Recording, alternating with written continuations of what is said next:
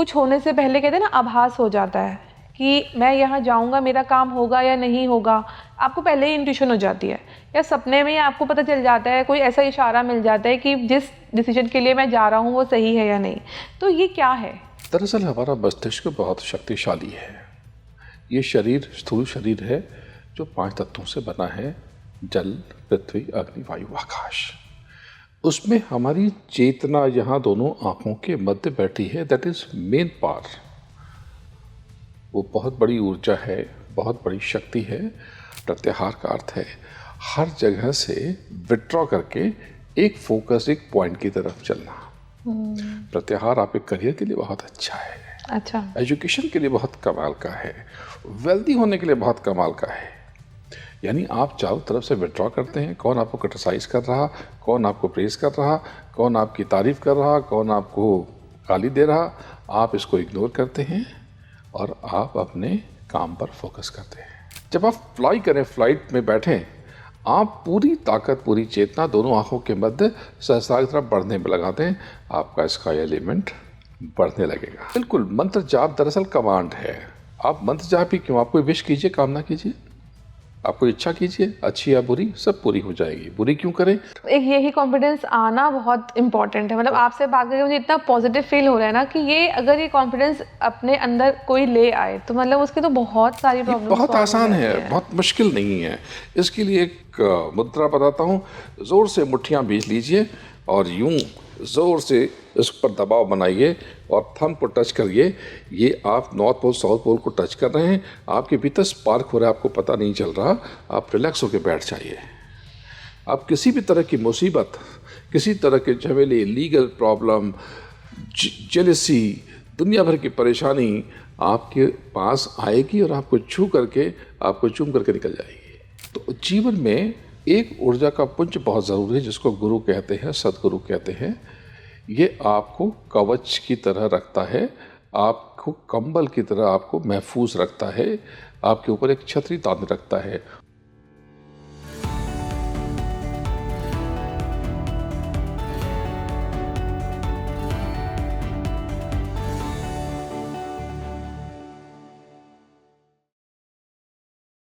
कुछ शक्तियाँ कभी दिखाई नहीं देती, लेकिन उन्हें हम बहुत आसानी से महसूस कर सकते हैं। लेकिन उन्हें महसूस करने का तरीका बहुत डिफरेंट होता है। आपको वो हो सकता है कभी आपके आसपास से गुजरे तो आपको गूज़बम्स हो जाए, कभी कोई महक आ जाए आपको, अच्छी या बुरी, कभी कुछ ऐसे इंट्यूशन हो जाए जो आपको लगे कि ये सब तो मुझे पता ही था, घटना होने से पहले ही आप जान लें। कुछ एनर्जीज आपसे कांटेक्ट करना चाहती हैं, लेकिन किस माध्यम से, कैसे उन्हें समझा जाए, कैसे आप उनके इशारों को समझ सकते हैं, कैसे ये जान सकते हैं कि जो शक्ति आपके साथ कांटेक्ट कर रही है, जो आपसे जुड़ना चाह रही है, वो वाकई में पॉजिटिव है, आपके लिए अच्छी है। इन सभी बातों को आज हम इस पॉडकास्ट में डिस्कस करने वाले हैं। नमस्कार एवरीवन, मैं हूँ तमन्ना आपके साथ, और स्वामी जी, सदगुरु श्री जी हमारे साथ जुड़े हुए हैं। बहुत बहुत धन्यवाद। आभारी हूँ आपका, आपके दर्शकों का, स्पीकिंग ट्री का। जय गुरुदेव, जय जय गुरुदेव। ये स्पीकिंग ट्री, इसके हर पत्ते बड़े आकर्षक हैं, लोगों को दिशा दिखाते हैं। आप सब बहुत अच्छा काम कर रहे हैं। आप लोगों को अंतर में जाकर उनको शक्ति दे रहे हैं, प्रेरणा दे रहे हैं। आपके इस प्रयास का मैं धन्यवाद करता हूँ, साधुवाद देता हूँ। आप ऐसे ही लोगों को दिशा दिखाते रहें और लोगों की जिज्ञासा की भूख मिटाते रहें, उन्हें सही राह पर चलने की दिशा देने में उनकी मदद करते रहें। हमारे से सवाल होते हैं गुरुजी, हम लोग जवाब तो आप ही देते हैं, हम तो एक सीकर की तरह बैठ जाते हैं कि अभी मैं जो भी मेरे सवाल होंगे वो कहीं स्क्रिप्टेड नहीं है, सिर्फ मेरी अपनी जिज्ञासाएं हैं जो मैं आपके साथ शेयर करूंगी, और मैं चाहूँगी कि आप उसका जवाब दें मुझे, हमारे व्यूअर्स के लिए भी। तो मेरा पहला सवाल, या कह लीजिए मेरी पहली जिज्ञासा आपके साथ ये है कि हम हर इंसान अपनी लाइफ में कुछ ना कुछ, कभी ना कभी ऐसी फीलिंग लेता है, या उसे कुछ ऐसे अनुभव होते हैं जो बहुत एलियन होते हैं, जिनको वो समझ नहीं सकता। कभी आपको कुछ होने से पहले कहते हैं ना आभास हो जाता है कि मैं यहाँ जाऊँगा, मेरा काम होगा या नहीं होगा। आपको पहले ही इंट्यूशन हो जाती है, या सपने में आपको पता चल जाता है, कोई ऐसा इशारा मिल जाता है कि जिस डिसीजन के लिए मैं जा रहा हूँ वो सही है या नहीं। तो ये क्या है? दरअसल हमारा मस्तिष्क बहुत शक्तिशाली है। ये शरीर स्थूल शरीर है जो 5 तत्वों से बना है, जल, पृथ्वी, अग्नि, वायु, आकाश। उसमें हमारी चेतना यहाँ दोनों आंखों के मध्य बैठी है, दैट इज मेन पावर। वो बहुत बड़ी ऊर्जा है, बहुत बड़ी शक्ति है। हम सबकी जो चेतना है, जिसको हम आत्मा कहते हैं, सोल और रूह कहते हैं, सुरत कहते हैं। आध्यात्म में जैसे सुरत कहते हैं क्योंकि इसमें नूर है। सुरत यानी उसमें सुर भी है, और सूरई, सूरई यानी प्रकाश। ये प्राकृत भाषा का शब्द है जिससे सूर्य बना है।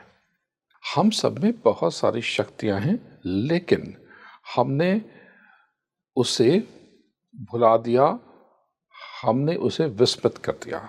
इस सूरत, इस आत्मा और आत्मिक शक्ति के ऊपर ये 5 तत्व का खोल चढ़ा, और 5 तत्व की 25 प्रकृतियों का एक लबादा, एक कवर, एक एनवलप उसके ऊपर चढ़ गया, और उसके ऊपर 3 तत्वों की एक चादर, और उसके ऊपर अंतःकरण यानी मन, बुद्धि, चित्त और अहंकार, इसकी मोटी सी लेयर इसके ऊपर चढ़ गई, और हम स्वयं को भूल गए।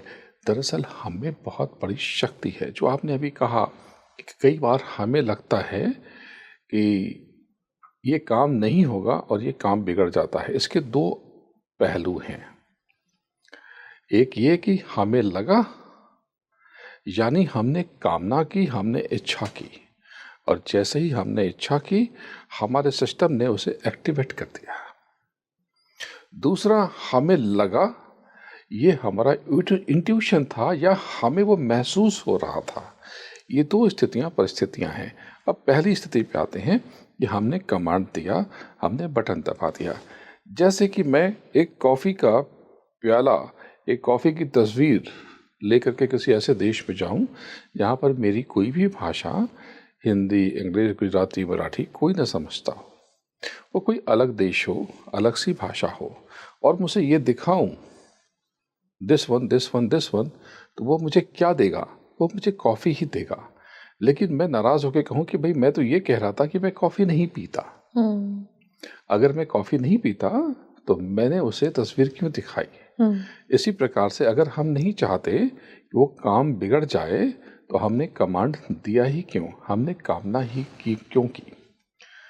अधिकतर आपने देखा होगा कि हमारे यहाँ पर हिंदू धर्म में स्त्रियां, देवियां, महिलाएं यहाँ पर बिंदी लगाती हैं, और बिंदी लगाने से वो मेडिटेट स्टेट्स में पहुंच जाती हैं। अच्छा।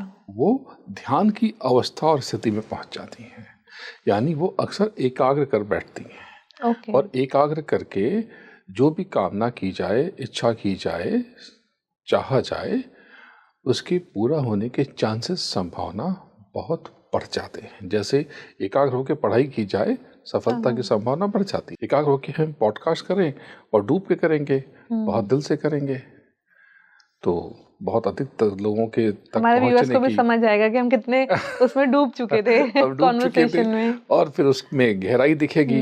वो गहराई और लोगों को बताएंगे, बहुत लोगों तक वो मैसेज, वो संदेश जाएगा। आध्यात्म में आजकल मॉडर्न स्पिरिचुअलिटी में ये सिखाया जाता है, सूफिज्म में सिखाया जाता है। इससे मैं लोगों को बताता हूँ कि विजुलाइज करना सीखें। जो आप चाहते हैं और जो नहीं चाहते उसे विजुलाइज न करें। अष्टांग योग में इसे धारणा कहते हैं। ओके। जो हम धारते हैं उसके होने की संभावना हो जाती है। लेकिन दूसरी चीज पे आते हैं, हमें दिखाई देता है या महसूस होता है। ये दूसरी स्थिति है। अधिकतर लोग कमांड देते हैं और उसे ये डाल देते हैं कि मुझे तो मालूम हो गया था। उन्हें मालूम नहीं हुआ था, उन्होंने बटन दबाया है। लेकिन दूसरी जो स्थिति है वो न्यूट्रल होने पर ज्यादा कारगर कही जा सकती है। यानी जिस स्थिति से, परिस्थिति से मेरा कोई लेना देना ना हो, मैं उसमें पार्टी नहीं हूँ, मुझसे लेना देना नहीं है। मुझे दिखाई पड़ा है कि आज बारिश कोलकाता में या बंबई में बहुत होगी। मैं दिल्ली में बैठा हूँ, मेरा उस जगह से कोई सरोकार नहीं है, लेकिन मुझे दिखाई दे रहा है, मुझे दिखाई दे रहा है कि फला दिशा में ज्वालामुखी फूटेगा। ये मुझे दिखाई दे रहा है। ये दूसरी वाली स्थिति है। और ये हम सबके भीतर ये क्षमता है। अगर हम चाहते हैं कि ये शक्ति हमें और स्पष्ट होकर के हमारे साथ रहे, तो ये बहुत बढ़िया एक्सरसाइज है। इसके लिए आप मेडिटेशन में ध्यान और भजन की टेक्निक सीखें, जो शब्द योग की बड़ी अनोखी विधा है। इसमें ध्यान को एक बिंदु पर केंद्रित करते हैं, एक पॉइंट पर हम रुकते हैं, ठहरते हैं और विराम और विश्राम करते हैं, और उसके भीतर धीरे धीरे धीरे धीरे जाने की, ड्रिल करने की, दस्तक देने की कोशिश करते हैं। और दूसरी सिचुएशन इसमें हम वाइब्रेशन को सुनते हैं, इसे भजन कहते हैं। भजन का मतलब गाना गाना तो होता है, लेकिन मूल अर्थ भजन का है ऊपर जो ब्रह्मांडीय नाद, अनहद नाद जो पूरे आकाश मंडल में फैला हुआ है, उसे सुनना। ये इतनी अद्भुत क्रिया प्रक्रिया है कि आप इससे बली हो जाते हैं।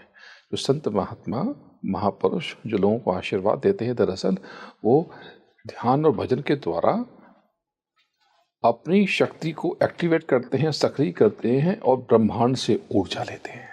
क्या मौन में रहकर ये शक्तियाँ और जागृत होती हैं?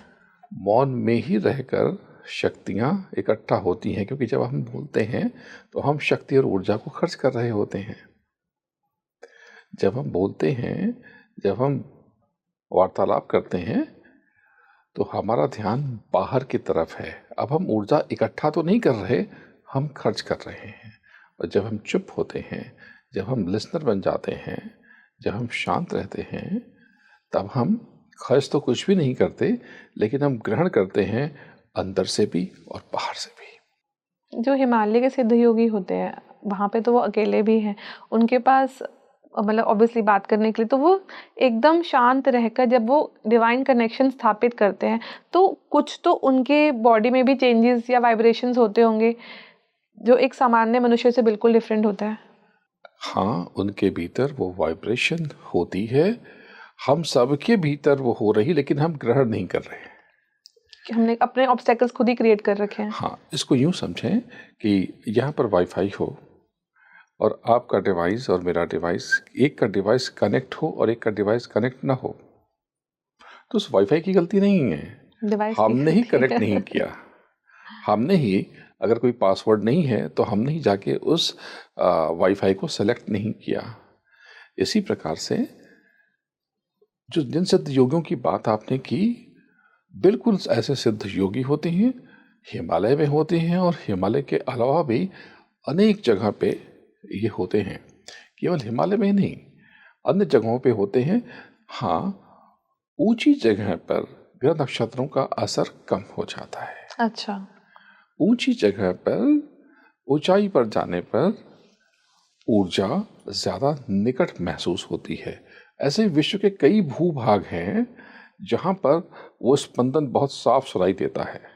इसलिए अधिकतर योगी भ्रमणशील भी होते हैं, जिन्हें सही जगह की तलाश होती है, तो वो यत्र तत्र वो विचरण करते रहते हैं। योग के 8 अंग होते हैं: यम, नियम, आसन, प्राणायाम, प्रत्याहार, धारणा, ध्यान, भजन और समाधि। जो आपने मौन में कहा ना, दरअसल मौन में ही प्रत्याहार हो सकता है।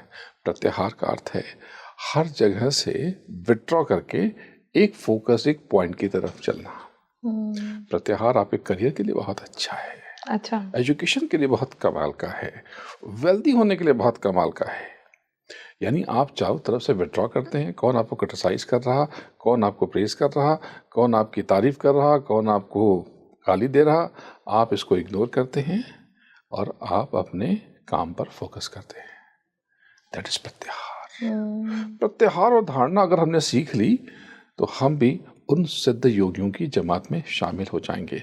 वो कौन कौन से लोग होते हैं जिन्हें इस दिव्य ऊर्जा के दर्शन होते हैं, या महसूस होता है, या साक्षात्कार होता है? वो जिनका स्काई एलिमेंट एक्टिवेट है, प्रचुर है जिनके भीतर। ये क्या होता है? हमारी बॉडी 5 एलिमेंट से बनी है, जल, पृथ्वी, अग्नि, वायु, आकाश से बनी है। तो पशुओं में और हम में क्या फर्क है? तो 5 तत्व तो उनमें भी हैं, लेकिन उनमें किसी में एक तत्व कम है, किसी में 2 तत्व कम है, किसी में 3 तत्व कम है। जैसे ये गाय, भैंस, हाथी, घोड़े, ये क्या है, इनमें 4 तत्व तो पूरे हैं, 1 तत्व कम है। कौन सा तत्व? स्काई, आकाश। आकाश तत्व की कमी होने से व्यक्ति पशुवत हो जाता है, अच्छा। जड़ हो जाता है, आलसी हो जाता है, तमोगुण एक्टिवेट हो जाता है। बहुत से ऐसे एनिमल हैं जो बहुत इंटेलिजेंट हैं, जैसे वेल, उसमें अन्य जीव जंतुओं से ज्यादा स्काई एलिमेंट है, लेकिन बहुत ज्यादा नहीं है, इसलिए वो मनुष्य नहीं है।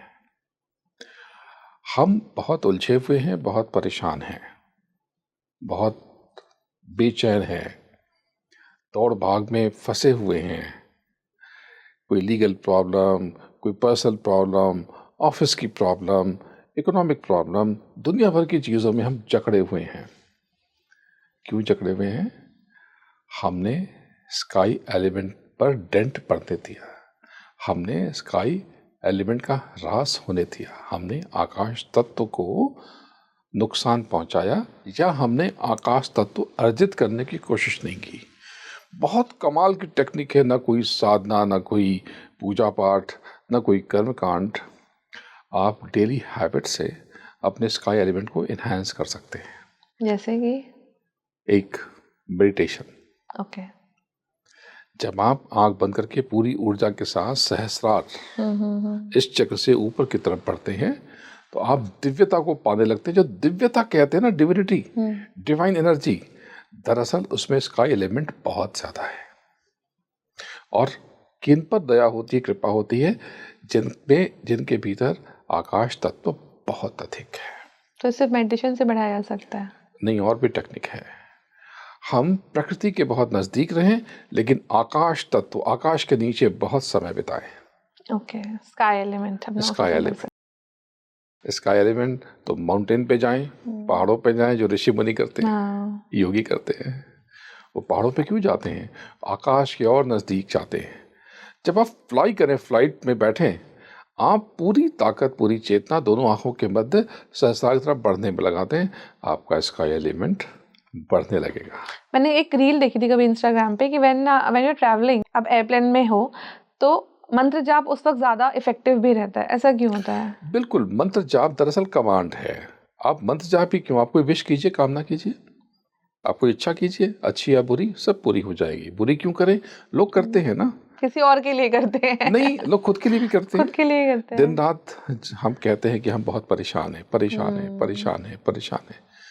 क्यों कहते हैं? ये वही एग्जाम्पल हो गया कि आपने कॉफी का मग दिखाया, पिक्चर दिखाई, this one, this one, this one, तो जो सामने वेंडर है या सामने जो व्यक्ति है, वो क्या देगा? कॉफी देगा। और आप कि no, I don't want coffee, मैं कॉफी लाइक ही नहीं करता, इसलिए यही बता रहा हूँ। तो क्या आप ये टेबल लाइक करते थे? नहीं। तो आपने क्यों नहीं दिखाया इसे? आपने ग्लास क्यों नहीं दिखाया? आपने बॉटल और दूसरी चीजें क्यों नहीं दिखाई? आपने केवल कॉफी पे फोकस क्यों किया? क्या हम केवल परेशान हैं? हम सुबह उठते हैं, क्या हम रात को चैन से सोए नहीं? क्या हमारे बेड में कोई कांटे लगे हुए हैं? सुबह उठे, आई गेस ये एक बहुत बड़ी ब्लेसिंग है, नहीं?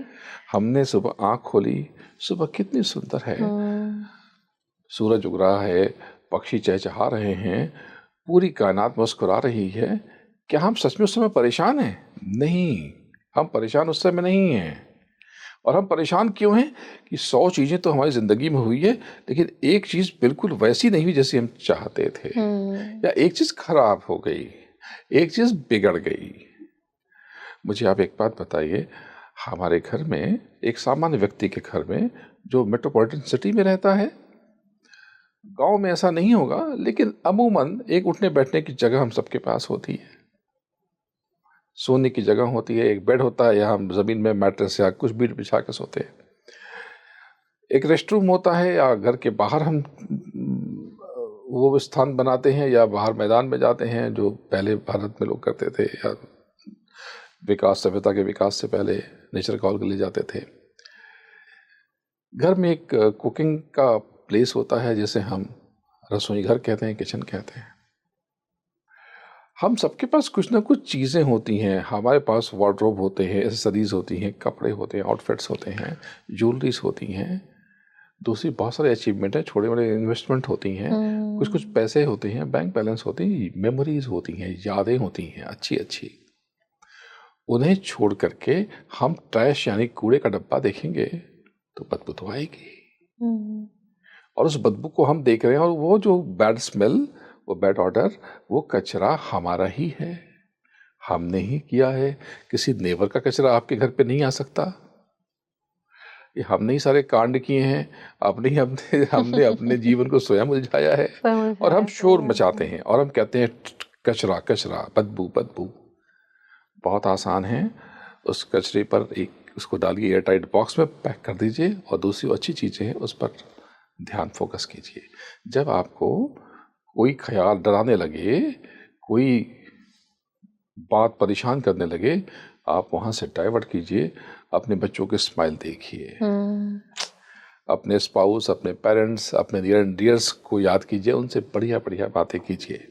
कुछ न कर पाएँ, मेडिटेशन के फॉर्म में आइए, आप किसी गुरु का सहारा लीजिए, उनको सामने रखिए कि ही इज़ विद मी, मुझे कुछ नहीं होगा, मेरा गुरु, मेरा सदगुरु, मेरा परमात्मा, मेरा प्रभु, मेरा पिया, मेरा हमदम, मेरा सनम मेरे साथ है, मुझे कुछ भी नहीं होगा। मेरा स्पाउस मेरे साथ है, मुझे कुछ भी नहीं होगा। मेरे बच्चे मेरे साथ हैं, मुझे कुछ भी नहीं होगा। मेरे गुड कर्मा, मेरी क्वालिफिकेशन, मेरे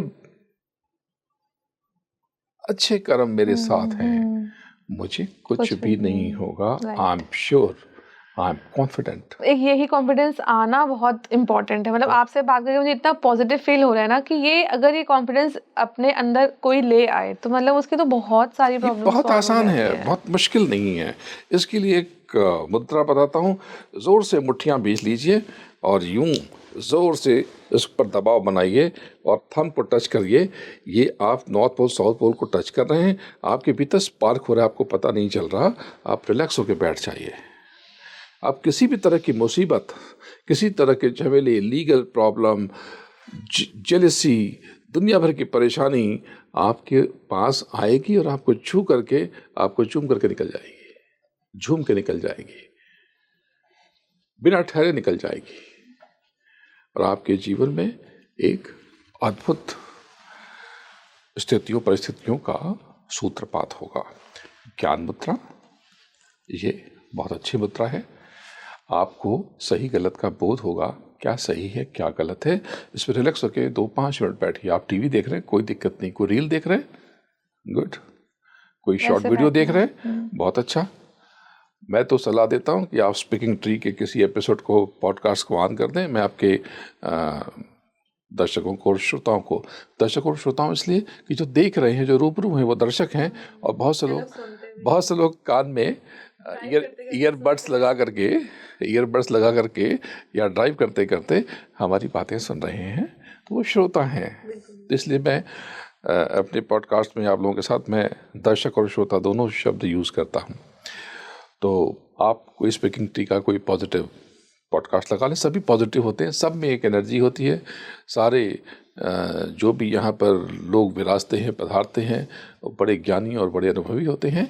आप ज्ञान मुद्रा में बैठ जाएं। दूसरी एक स्टेलाइट मुद्रा मैं बताता हूँ, वो प्राप्त करने की मुद्रा है।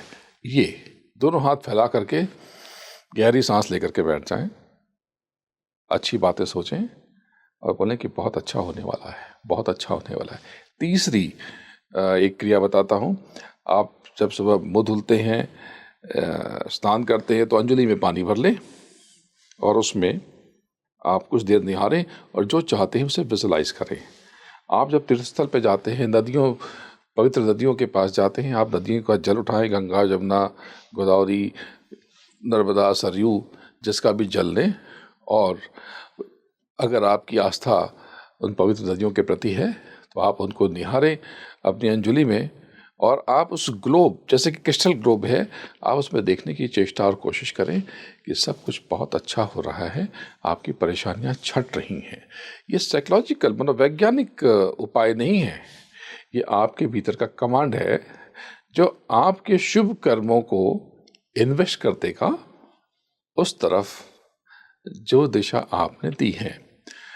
तो अगर हम बार बार अपना बुरा सोचेंगे तो ये दिव्यता क्षीण हो जाएगी और हम अदिव्यता से घिर जाएंगे। दिव्यता, आरंभ में आपने पूछा कि वो दिव्य शक्तियां कैसे चुनती हैं, कैसे चुनती हैं? right. उनको चुनती हैं जो उस दिव्यता को चुनते हैं। हर कोई चाहता तो है जुड़ना, बट मुझे लगता है कुछ नहीं, परिस्थितियां ऐसा ऐसी हो नहीं जाती होता। हैं। आप बहुत अच्छे अच्छे आउटफिट पहनती हैं, तो कौन पहनता है अच्छे अच्छे आउटफिट? जो स्टोर पे जाता है, जो चक्कर लगाता है, जो 100 दुकानें देखता है, वो कोई एक अच्छा सा चुन के लेके आता है। जो 5 मिनट के लिए ले जाता है और कुछ भी उठाता है, हाँ, उसे तो कुछ भी मिल जाएगा। कुछ भी मिल जाएगा। प्रयास करना पड़ता है। स्वामी जी, प्रयास ज़रूरी है, आई थिंक हर किसी को करना भी चाहिए, बट कई बार आपको भी, आई थिंक आपके सामने भी कई बार ऐसे केसेस आए होंगे जहां आप जुड़ना तो चाहते हो डिवाइन एनर्जी से। डिवाइन मतलब मैं कहूँगी पॉजिटिव एनर्जी, जो आपको हर मुश्किल से बाहर निकाले, और वो भी आपको संरक्षण देते हुए, आपका मार्गदर्शन करते हुए, बट समहाउ कुछ टेक्निक गलत हो गई, या रास्ता गलत हो गया, या जिसने आपको गुरु मंत्र दिया वो गलत हो गया, तो आप पॉजिटिव की जगह एक दूसरी काइंड ऑफ एनर्जी अट्रैक्ट कर लेते हो।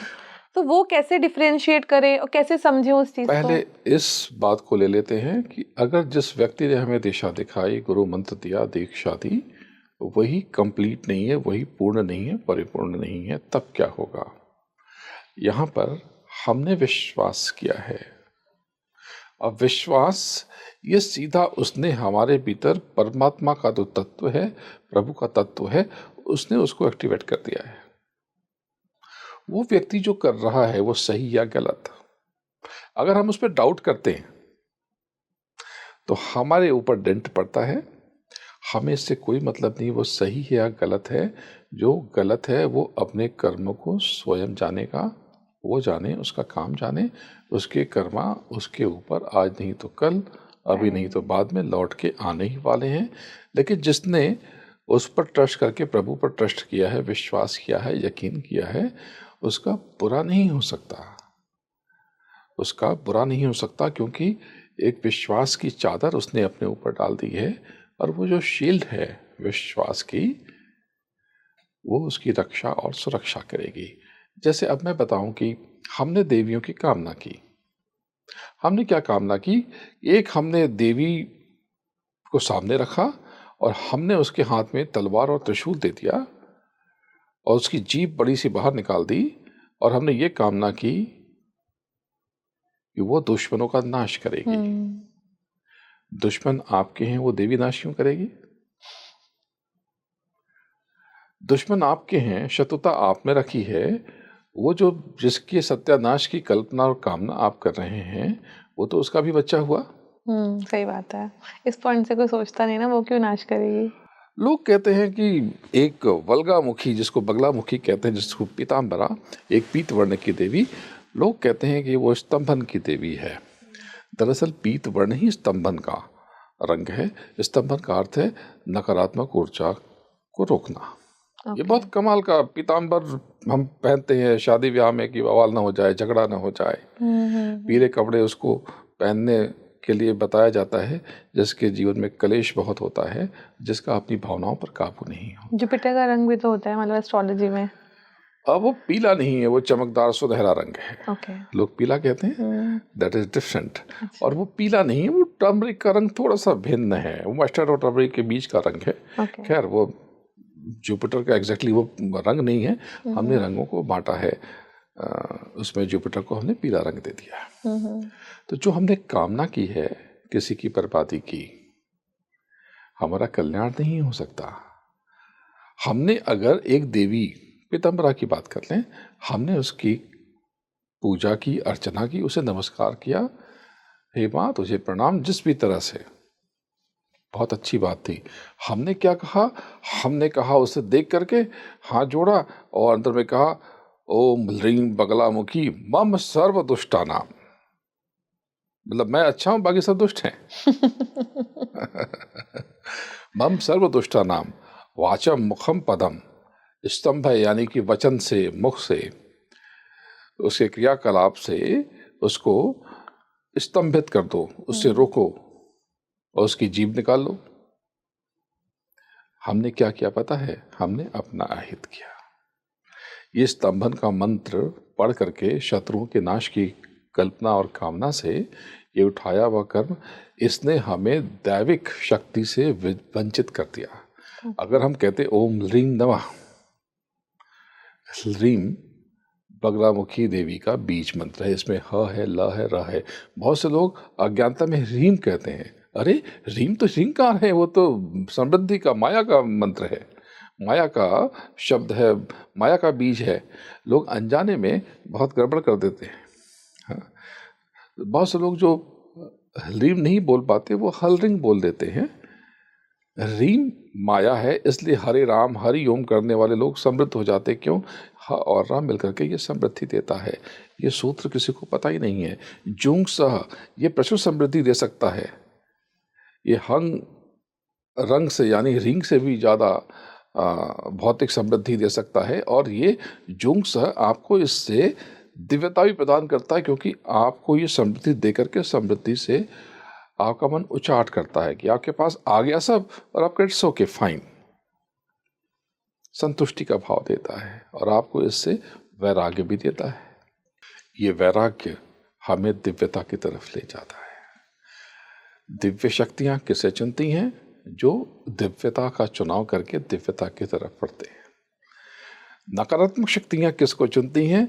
जो नकारात्मकता को अनजाने में ही सही अपनी तरफ खींचते हैं, अब उनकी तरफ बढ़ते हैं। ओके। जैसे कि कैंसर।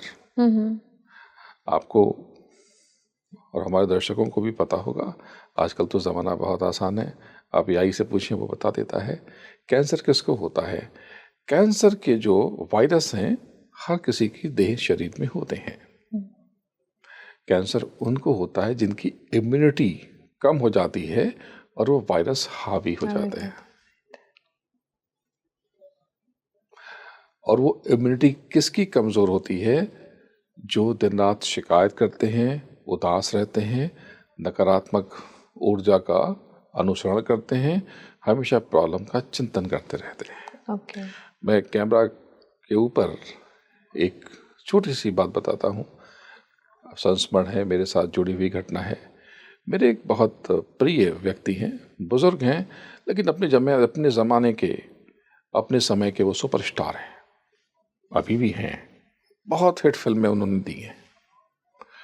लेकिन उनके जीवन में कुछ ऐसा हुआ, ऐसी घटनाएं हुई जिससे वो बहुत उदास रहने लगे। करियर ख़त्म हो गया, लोग उनके आगे पीछे ऑटोग्राफ लेने के लिए घूमा करते थे। वो दौर बीत गया। पैसे बहुत कमाए, उड़ाए भी, वो दौर बीत गया, पैसे भी ख़त्म हो गए। अब एक अजीब सी उदासी उनके मन में भर गई, जिससे वो उल्टा सोचने लगे, कहीं ये हो गया तो, कहीं वो हो गया तो।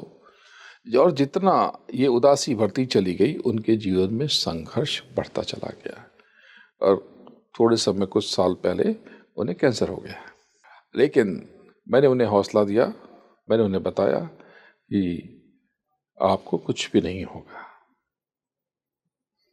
उन्होंने अपने गुरु पर, मुझ पर यकीन किया, विश्वास किया, और वो इस दौर से बाहर निकल चुके हैं। ओके।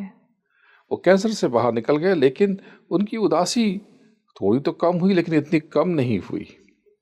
थोड़ी कम हुई जिससे उन्हें फिर से ऑफर मिले। उन्होंने कई सीरीज में काम किया। ओके। कई सीरीज में काम किया और लोगों ने फिर से पहचाना, फिर से वो एक्टिव हुए। मैं उन्हें खींच करके बाहर लाया, वो बाहर प्रोग्राम्स में दिखने लगे। लेकिन चूंकि उदासी अभी भी रही, इसलिए वो बीच बीच में बीमार पड़ते रहे। तो बात ऐसी है कि हम जैसा सोचते हैं, हमारे आसपास वैसी ऊर्जाएं आने लगती हैं। तो जीवन में एक ऊर्जा का पुंज बहुत ज़रूरी है, जिसको गुरु कहते हैं, सदगुरु कहते हैं। ये आपको कवच की तरह रखता है, आपको कंबल की तरह आपको महफूज रखता है, आपके ऊपर एक छतरी तान रखता है। वो गुरु आपके पिता भी हो सकते हैं, माता भी हो सकती हैं, आपका स्पाउस भी हो सकता है, आपके बच्चे भी हो सकते हैं। गुरु कोई भी कवच बन सकता है। लेकिन आध्यात्म की बात करें तो हर किसी के जीवन में आध्यात्मिक उन्नति के लिए एक पूर्ण गुरु, संपूर्ण गुरु, परिपूर्ण गुरु, एक बुद्ध गुरु, संबुद्ध गुरु की बहुत ज़रूरत है। सबको तलाश करनी चाहिए। सच्चा गुरु कुछ लेता नहीं है, गुरु की कोई दक्षिणा नहीं होती, राइट क्योंकि सच्चा गुरु केवल दाता है, इसलिए देता है। राइट। वो ये हम लोग बहुत अलग बात करने लग गए, लेकिन इतनी प्यारी बात आपने मुझे बोली है ना कि अगर गुरु कुछ लेता नहीं है, वो सिर्फ आपको देने वाला होता है। और सेकंड थिंग, उसकी कितनी ज़रूरत है आपकी लाइफ में। वो कवच है, वो कवच है ज़रूरत है, वो ऑक्सीजन बन सकता है। एक सच्चा गुरु, पूरा गुरु माँ की तरह अपने आंचल में आपको महफूज रखता है, और आप उस गुरु की छत्र छाया में हमेशा सुरक्षित और संरक्षित रहते हैं। इसलिए अगर आपके जीवन में कोई भी गुरु है या ऐसा व्यक्ति है जो आपसे बहुत प्रेम करता है, आपकी रक्षा सुरक्षा करता है, आपको टूट कर चाहता है, आप उसका दिल कभी न दुखाएं, उस पर संदेह शक कभी न करें, उसका आदर करें, उसे प्रणाम करें। उसे आपसे कुछ नहीं चाहिए, जैसे माँ को अपने बच्चों से कुछ नहीं चाहिए, उसी प्रकार से आपके गुरु को, सदगुरु को आपसे कुछ नहीं चाहिए। उसे तो उसे समर्पण चाहिए, वाईफाई की तरह की एक्सेप्ट, हमें स्वीकार है। आई वॉन्ट टू, मैं तुम्हें समा जाना चाहता हूँ, मैं तुम में खो जाना चाहता हूँ, मैं तुम में अंगीकार होना चाहता हूँ, आओ और मुझे स्वीकार करो। वाकई विषय कुछ अलग हो गया। हम लोग गुरु पे चले गए, बट गुरु भी डिवाइन एनर्जी तो है स्वामी जी। हम लोग बात तो वही कर रहे हैं, वो एक साकार रूप है। कई चीजें हमें महसूस नहीं होती हैं, हम बात करते हैं, ये तो महसूस होते हैं, हमें दिखते भी हैं। यहाँ पर एक बात और, कैसे पता करें कि जिस व्यक्ति ने हमें दीक्षा दी है, जो आपका प्रश्न था, सवाल था, वो सही है या गलत है। और कोई गलत व्यक्ति मिल जाए तो पहले इस पर बात करें कि सही है या गलत है। गलत एनर्जी हमारे साथ जुड़ जाए तो हाँ, कोई गलत व्यक्ति के थ्रू जुड़ जाए, हाँ, मतलब कैसे भी। इसकी पहचान कैसे हो, इसकी पुष्टि कैसे हो? तो पहली चीज कि हम अक्सर परेशान रहते हैं, उदास रहते हैं, दुखी रहते हैं। क्यों? ये प्रॉब्लम, वो प्रॉब्लम, वो प्रॉब्लम, ये परेशानी। आज भी आप और ये हम सब किसी न किसी चीज को लेके उलझन में तो हैं। लेकिन 5 साल पहले भी हम उलझन में थे, परेशान थे। क्या सेम परेशानी है? नहीं। तो क्या 10 साल पहले हम परेशान नहीं थे? परेशान तो तब भी थे। तो वही परेशानी कैरी हो रही है? नहीं, वो तो अलग थी, वो तो पता नहीं, याद भी नहीं है, वो तो सॉर्ट हो गई, दूसरी है, वो तो याद भी नहीं है। तो फिर क्या है ये, हम परेशान क्यों रहते हैं? दरअसल ये जो बाहर की परेशानियां, जिन्हें हम परेशानी समझते हैं, ये रीज़न नहीं है। हम अपने भीतर कुछ खालीपन महसूस कर रहे हैं, कोई रिक्तता, किसी चीज़ की कमी। दरअसल हम अपने मूल से, अपने वजूद से, अपनी ऊर्जाओं से, अपनी परम चेतना से, जिसको हम प्रभु कहते हैं, सदगुरु कहते हैं, या दिव्य ऊर्जा कहते हैं, उससे टूटने की स्थिति से बेचैन है, परेशान है। अब हम समझ लें कि हम बहुत प्यासे हैं।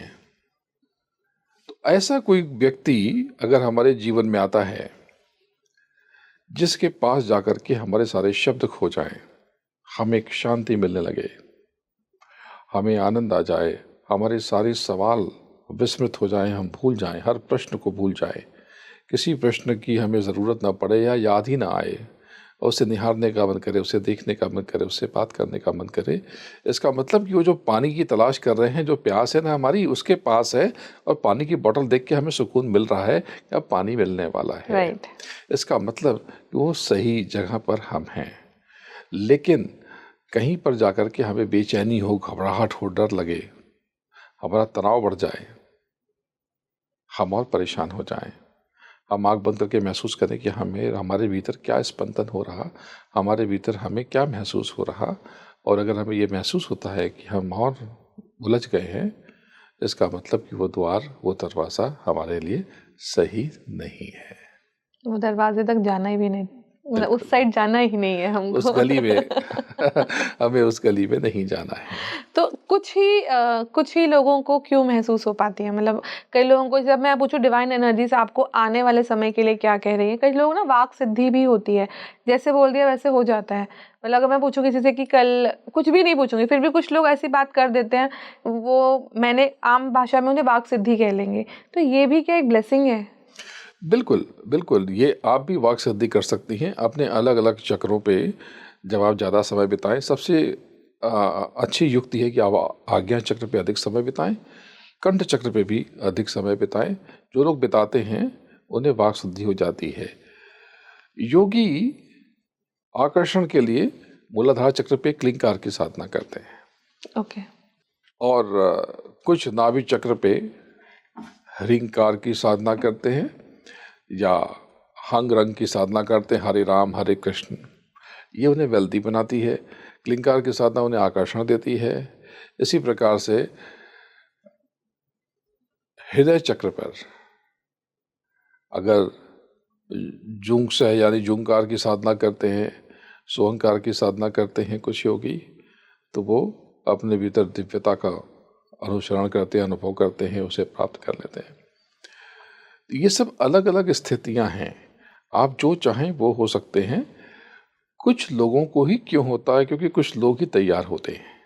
कुछ लोगों ने परीक्षा पास क्यों की? क्योंकि कुछ लोगों ने ही परीक्षा की तैयारी की।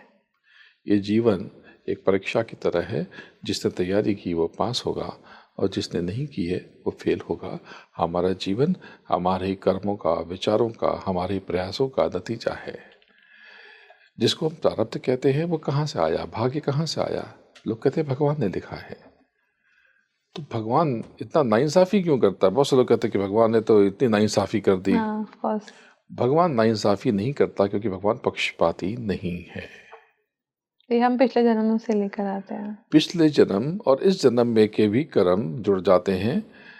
कर्म, ये हम केवल काया से किए हुए कर्म की बात करते हैं, उसको ही कर्म कहते हैं। दरअसल कर्म, ये कायिक कर्म तो बहुत थोड़ा सा हिस्सा है।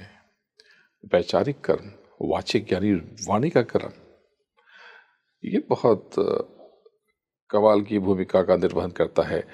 मैंने आपके कई एपिसोड में बताया है कि वेल्दी होने के लिए वाचिक कर्म बहुत इम्पोर्टेंट है, मतलब बने रहने के लिए। पैसा कमाना है तो इसके लिए आप सेवा खूब करें, इसके लिए आप सुगंधित रहें, अपने स्थान को सुगंधित रखें, क्योंकि आप ये भोजन करा रहे हैं। ये सुगंध, जब आप परफ्यूम लगाते हैं, इत्र लगाते हैं, तो बिल्कुल जैसे आप गाय को भोजन कराते हैं, पशु पक्षियों को जल देते हैं, दाना देते हैं, इसी प्रकार से आप दैविक शक्तियों को आप भोजन देते हैं। क्योंकि उनका शरीर 17 तत्वों का है, 10 इंद्रियों का और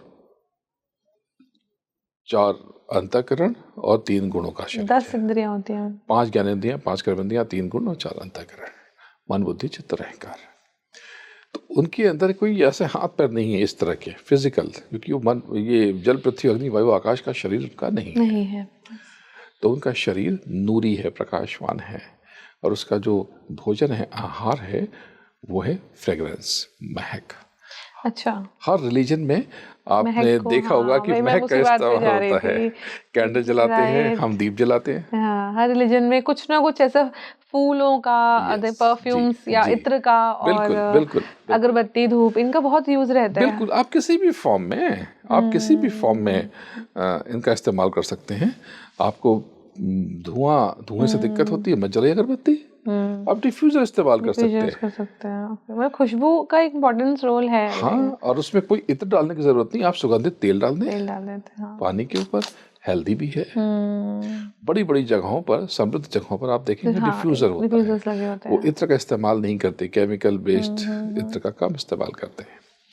तो ये भोजन है, और जब आप इत्र अर्पित करें तो ये आपने कर्मा किया। कर्म प्रधान विश्व रचि रखा, कोई भी कर्म नष्ट नहीं हो सकता, उसका फल है। उसके बदले में जो चाहे मांग ले। तो आप कहेंगे कि मैं टेंशन में हूँ, तो टेंशन मांग लेंगे, अच्छा, तनाव बढ़ जाएगा। आप कहेंगे कि मेरा कोई भी बाल बांका नहीं कर सकता, तो आपका बाल बांका नहीं होगा, क्योंकि आपने ही मांगा है। आपने या हम सब ने अपने आसपास देखा होगा, महसूस किया होगा, ये कुछ लोगों की प्रॉब्लम बढ़ जाती है क्योंकि वो बार बार कहते हैं मैं बहुत परेशान हूँ, बहुत टेंशन है, ये प्रॉब्लम कैसे सॉल्व होगी, ये कैसे सॉल्व होगी। आपको ये कहना ही नहीं है, विजुलाइज करना है कि प्रॉब्लम सॉल्व हो चुकी है। हमारा कुछ भी बुरा नहीं होने वाला, कोई भी लीगल प्रॉब्लम नहीं आएगी, कोई भी कानूनी अड़चने नहीं आएंगी, कोई भी सामाजिक अड़चने नहीं आएंगी, कोई भी आर्थिक कष्ट नहीं आएंगे, कोई भी मानसिक पीड़ा नहीं होगी, कोई दिक्कत नहीं होगी, कोई आर्थिक तंगी हमें उदास नहीं निराश नहीं परेशान कर करेगी। सकती। सब बहुत बढ़िया होगा, बहुत बढ़िया होगा, बहुत बढ़िया होगा। अपने कर्म पर, आचरण पर, विचारों पर आप कड़ा नियंत्रण रखें। सकारात्मक ऊर्जा आपके भीतर समा जाएगी, दिव्य शक्तियाँ आपका आलिंगन कर लेंगी।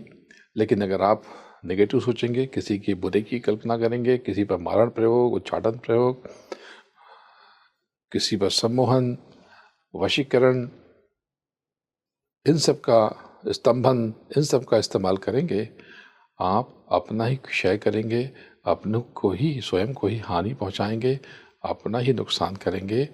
आपको जो व्यक्ति परेशान कर रहा, दरअसल वो आपका अकाउंट सेटल कर रहा, कोई अकाउंट वो पूरा कर रहा, किसी ने आपको धोखा दे दिया, वो जाने। आप सिर्फ अपने कर्मों को देखें कि मैं सही हूं या गलत हूं। अगर मैं गलत हूं तो उस गलती को आप दुरुस्त कर लें, ठीक कर लें, और आप विश्वास रखें। आप जिस पर भी आपकी आस्था है, परमात्मा पर, सदगुरु पर, माता पिता पर, किसी भी दिव्य ऊर्जा पर, आप उसको अंतर में पुकारें, उसे निहारें, उससे बातें करें और विश्वास जताएं। लेकिन अगर आप किसी पर गलत प्रयोग के बारे में सोचेंगे, विश्वास करें, उसका बुरा हो न हो, आपका तो हो जरूर ही जाएगा। होगा। आपका जरूर होगा। अगर आपको किसी से परेशानी है तो फिर राह बदल लें। बहुत आसान ही तो है ना। बहुत आसान है। शत्रुता हो गई ना, तो शत्रु को क्यों मिटाते हैं, शत्रुता मिटा दें। ये बात तो सही बोली, हम उसे शत्रुता मित्र ही बना नहीं। ले। किसी से उलझन है, अगर बहुत से लोग परेशान हैं, किसी के बॉसेस ने कंप्लेन कर दी, उल्टी पुल्टी बात कह दी, तो आप जाएं, प्यार से बनाएं कि अगर आपको लगता है कि मैं गलत हूं तो आई एम सॉरी, मैं आगे से ध्यान रखूंगा, ध्यान रखूंगी, बात खत्म हो गई। स्वामी जी, हम लोग अभी मैं बात कर रही हूँ आपसे और मुझे ऐसा लग रहा है कि हम पास्ट लाइफ से बहुत सारी संस्कार, बहुत सारे कर्म लेकर आते हैं, ठीक है। और हमें ये एक हमें रूल बुक पकड़ा दी जाती है जन्म लेते ही कि अब तुम्हें जो प्रारब्ध है उसे झेलना पड़ेगा, ठीक है। उसे अच्छा बुरा जो भी अच्छा है तो ठीक है, क्या प्रॉब्लम है, लेकिन अगर बुरा है तो हमें तो याद ही नहीं है।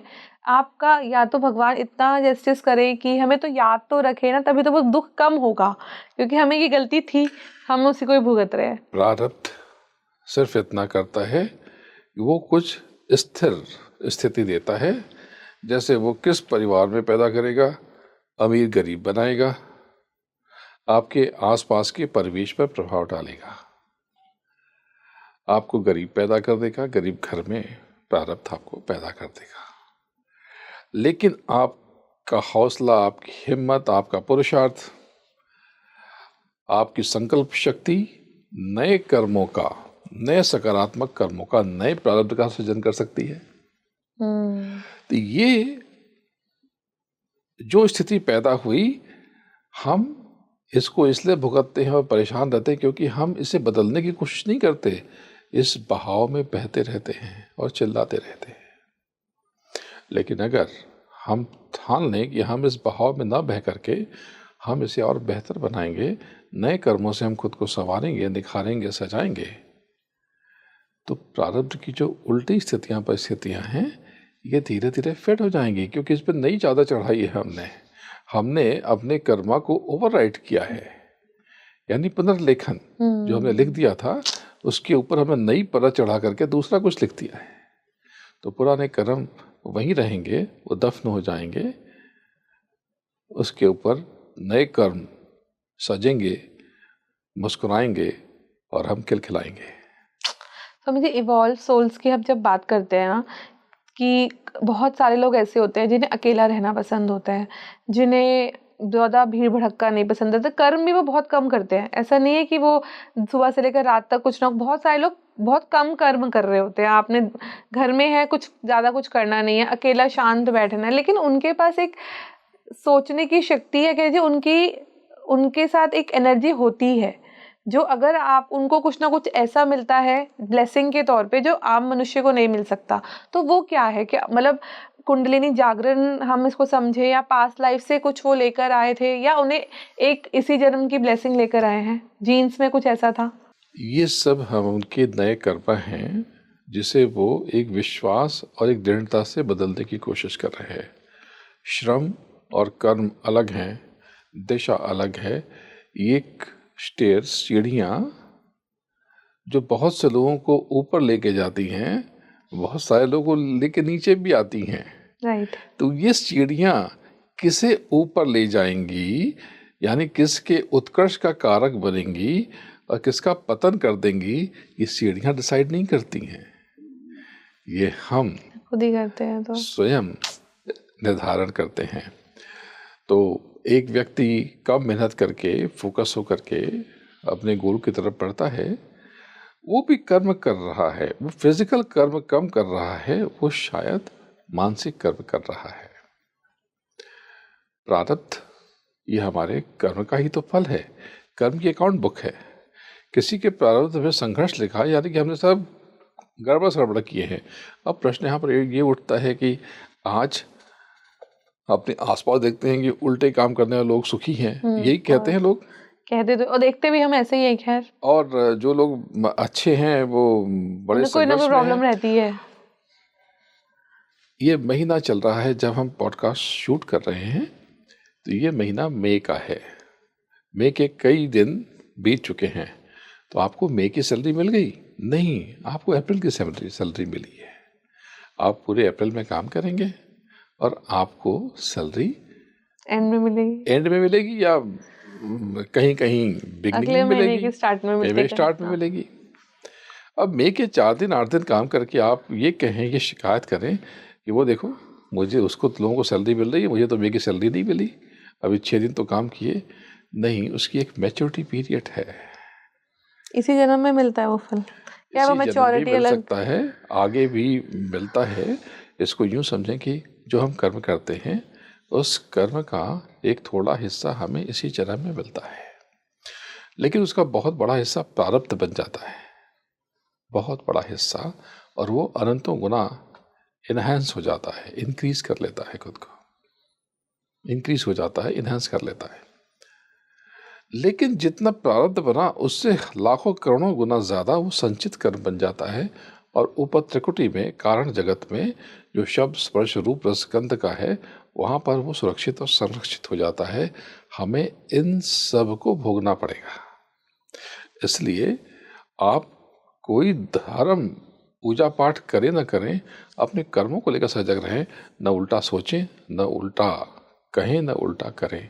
किसी का बुरा सोचने से पहले हम याद रखें, ये सब लौट के हमारे कर्म हमारे ऊपर ही आने वाले हैं।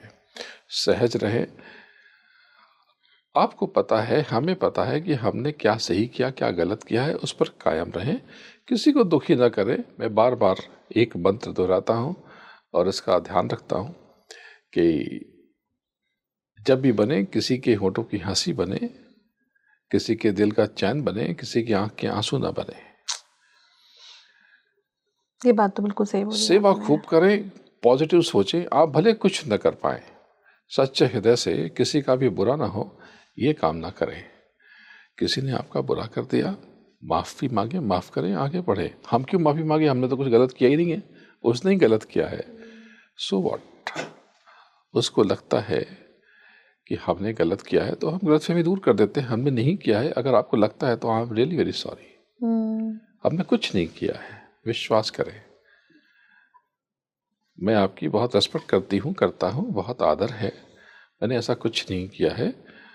और बस उसे बहुत बढ़ाए नहीं कि अरे हमारे पास समय कहाँ है, ये कहाँ है, वो कहाँ है, तुम क्या करते हो। शॉर्ट में बिल्कुल भी ऐसा नहीं है जो आप सोच रहे हैं। अगर आपको लगता है तो I am really sorry. Sorry कहने से आप छोटे तो होने जाओगे। ये वीरों का काम है, महावीरों का काम है।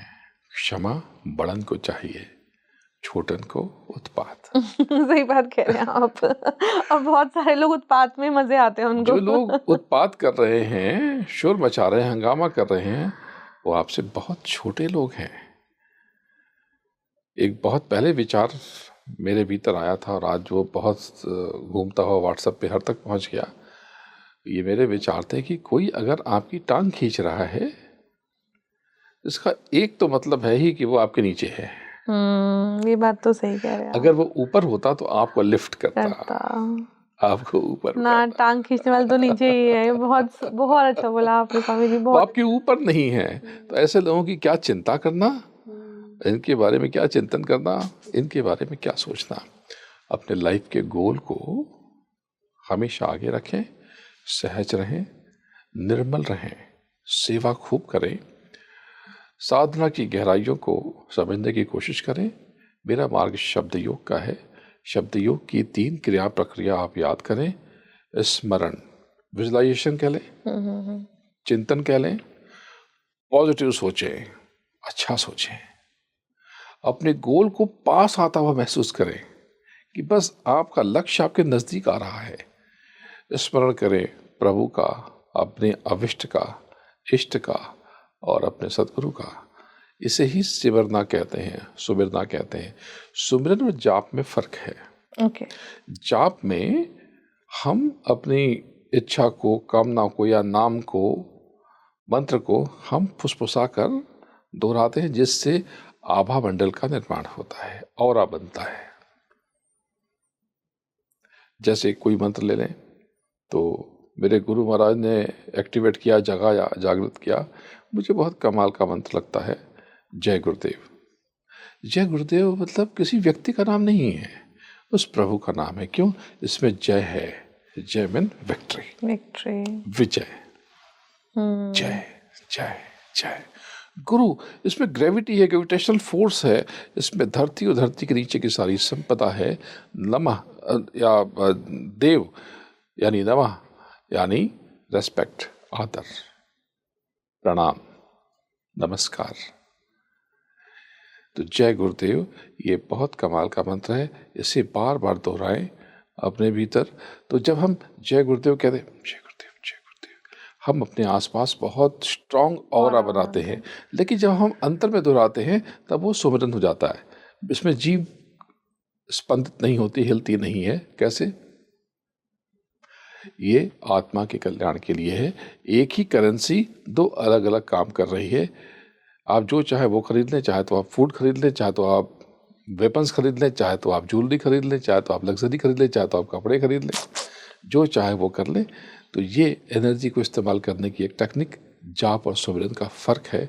लोग अक्सर सुमिरन को भी बातचीत में जाप कह देते हैं, जो कि सही नहीं है। भाषा तो वो कहते हैं ना, लैंग्वेज अलग हो जाती है। कोई लोग जाप कहते हैं, कुछ सुमिरन कहते हैं। हाँ, तो लेकिन ये उनका 2 जो अलग अलग एसेंस नहीं पता। 2 अलग अलग क्रिया प्रक्रिया है। ये 2 अलग अलग व्यथाएं हैं। जाप का अर्थ है विस्पर करना, फुसफुसाना। वो शब्द, वो नाम, वो बाहर गुंजित होगा और आपके चारों ओर बिखरेगा और आप निखरेंगे। Thank you so much Swami ji. आपने, मुझे लग रहा है कि आपके साथ बातचीत करके ना मुझे अपने बहुत सारे सवालों के जवाब मिल गए हैं। तो आई एम श्योर व्यूअर्स को भी बहुत मज़ा आएगा। उन्हें कुछ दुविधाएं उनकी होंगी, कुछ परेशानियां उनकी होंगी, जो शायद इस पॉडकास्ट के जरिए सॉल्व होने वाली हैं। Thank you so much, thank you so much हमारे साथ जुड़ने के लिए। बहुत बहुत धन्यवाद, आभार आपका, स्पीकेंट्री का। बहुत बहुत आशीर्वाद आप सबको, आपके दर्शकों को और श्रोताओं को। आपका मंगल हो, आप सबका मंगल हो। आप बहुत अच्छा काम कर रहे हैं। स्पीकेंट्री जगत में एक आत्मिक उन्नति की तरफ अग्रसर है, लोगों को दिशा दिखा रहा है। बहुत बहुत धन्यवाद देता हूँ। प्रणाम। जय गुरुदेव, जय जय गुरुदेव।